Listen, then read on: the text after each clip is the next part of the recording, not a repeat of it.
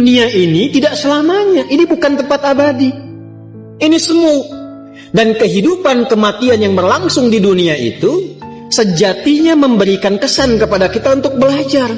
Kumpulkan bekal bagaimana caranya di dunia ini berhasil, di akhirat meraih kemuliaan. Itu yang dimaksudkan surah Al-Mulk itu. Surah 67 di ayat yang kedua.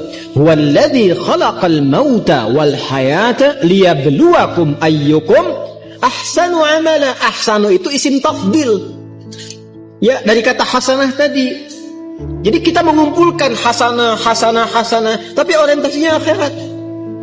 Dan untuk mencapai ke titik itu, Allah berikan bentangan jalannya disebut dengan ibadah. Karena itu ketika Allah memerintahkan kita ibadah dalam bentuk fi'il amr, itu sebetulnya saking sayangnya kepada kita. Kalau nggak sayang nggak akan diperintahkan.